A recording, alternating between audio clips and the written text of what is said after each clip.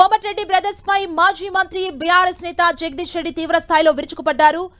వేట కుక్కల్లా కాంగ్రెస్ నేతలు ప్రవర్తిస్తున్నారన్నారు.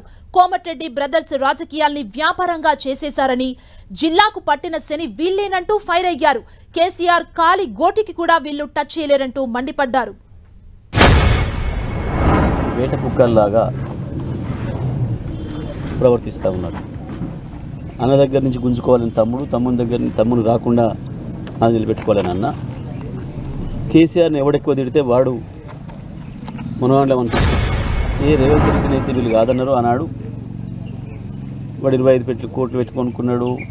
ఇది తెలుగు కాంగ్రెస్ చేసిండు, సైకిల్ కాంగ్రెస్ చేసిండు అని మాట్లాడిన వీళ్ళు ఇవాళ పొద్దున్నే పోయి ఇద్దరు పోటీపడి రేవంత్ రెడ్డి బూట్లో ఒకడు గుంజుకొని తుడుస్తున్నాడు అనే విషయం ప్రజలందరూ కూడా చర్చించుకుంటున్నారు. రాజకీయాలని వ్యాపారమయం చేసి దళారీల్లాగా పార్టీని నమ్ముకొని వీళ్ళమ్ముడు పోయి పార్టీని నమ్ముకున్న కాంగ్రెస్ కార్యకర్తల్ని మోసం చేసిన చీటర్సు వీళ్ళు మాట్లాడతారు మా గురించి. కేసీఆర్ మీద మాట్లాడతారు. ఈ జిల్లాకు పట్టిన శని వీళ్ళిద్దరు. ఒక దిక్కు కాంగ్రెస్లో ఉండుకుంటేనే బీజేపీతోని అంటగాగినరు. పదవుల కొరకు పైసల కొరకు పార్టీలు నమ్ముకునే వీళ్ళు, వాళ్ళు అమ్ముకునే విధవలు వీళ్ళు కేసీఆర్ గురించి మాట్లాడతారు. కేసీఆర్ కాలి గోటిని కూడా పుట్టుకునే అర్హత లేని వాళ్ళు వీళ్ళ నాయకుడు లిల్లీపుట్, అందులో సందేహమే లేదు. వీరి ముఖానికి దాని అర్థం కూడా తెలియదు వెంకరెడ్డి అంటోనికి. వీళ్ళ నాయకుడే లిల్లీపుట్, అందులో సందేహమే లేదు.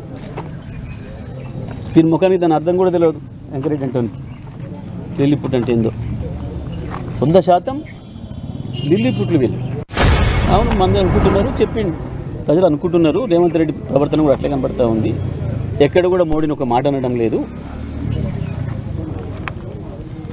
వాస్తవానికి కేసీఆర్ ప్రతిపక్షంలో ఉండు 120 రోజులుగా కేసీఆర్ మీద లేస్తున్నావు, ఒంటికాల మీద కుక్కలాగా అరుస్తాను. నీ పోటీ ఎవరితోని?